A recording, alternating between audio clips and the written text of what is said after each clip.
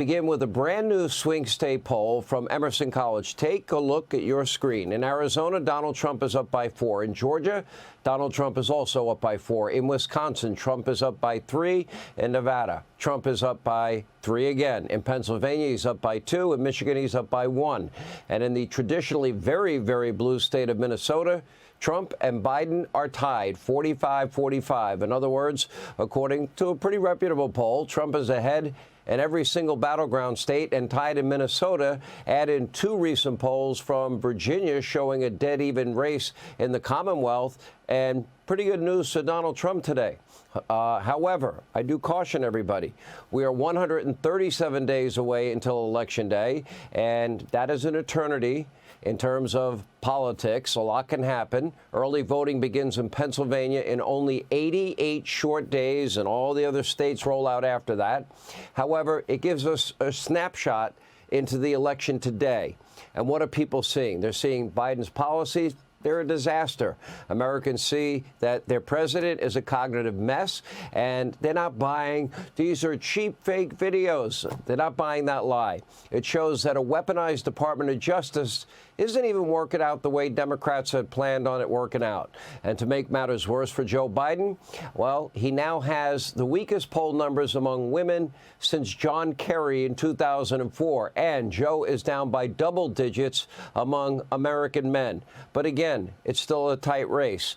And that will likely be decided by 2 or 3 states where the polls are well within the margin of error. Take nothing for granted. So make no mistake, the stakes for next Thursday's CNN presidential debate are extremely high. Here's what Democratic strategist Van Jones had to say. Take a listen. And Van, how big of a moment is this for the president? I mean, I talked to folks in the Biden world, Democratic Party, and they say this is a hugely important moment for the president. This is the entire election as far as I'm concerned. The entire world will be watching. If you are a carbon-based life form, you're going to be watching. If you've got a functioning brainstem, you're going to be watching. Because if Biden goes out there and messes up, it's game over. If he walks out there and a week later he's lower in the polls, it's panic in the party. I don't necessarily agree with Van Jones. While we definitely have accurately documented Biden's very troubling cognitive struggles for years, we've been way ahead of the curve. Don't expect that Joe Biden that we see on a daily basis to show up at that debate. This brings us to the legend of Jacked Up Joe. On a rare occasion during an important speech, Biden's demeanor became very different. The mumbling, the bumbling, the stumbling, the fumbling got replaced with screaming. And the confusion was masked by aggression. His heart rate was up. His eyes were bulging. His speech was fast. His behavior was weird, kind of like a kid who had coffee for the first time. Jacked Up Joe last appeared at the State of the Union address. That was back in March. We haven't seen it since.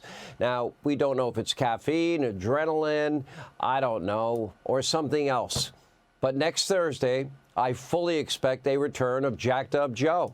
Now, of course, if Biden is able to string 2 sentences together, Joe's friends in state-run media like MSDNC, fake news CNN, oh, he survived. That's a victory. He won. The Humpty Dumptys of the world, they'll be dancing in the street. Fake Jake Tapper and Dana Bash will probably be sharing high fives behind the scenes because probably half the questions, let's talk about January 6th, let's talk about 2020, let's talk about democracy in peril, let's talk about anything other than the issues that would actually matter to people.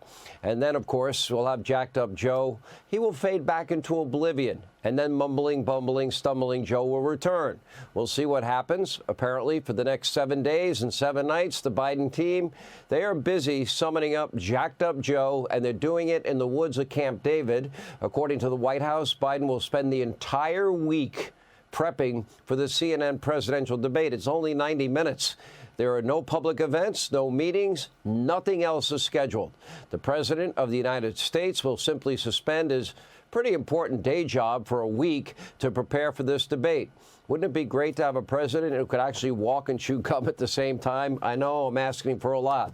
Someone that doesn't need an entire week of preparation for a 90-minute discussion. Now, we spend many, many hours prepping for this show every day and many hours doing 3 hours of radio every day. I don't know if I can spend an entire week preparing for a 1 hour or 2 hour show. It's kind of bizarre. The fact that the mob, the media, is pretending that this is business as usual is predictable, but it's repulsive as usual. Now, will either of CNN's far-left moderators, they're really liberal talk show hosts, ask Biden why he needed an entire week of solitude to prepare for the debate? The chances of that are next to zero. We know it's a stacked debate. We know it's 3-on-1 against Donald Trump. And yet Democrats are still noticeably petrified that Biden will embarrass the entire party. Why is that? Hey, Sean Hannity here. Hey, click here to subscribe to Fox News YouTube page and catch our hottest interviews and most compelling analysis. You will not get it anywhere else.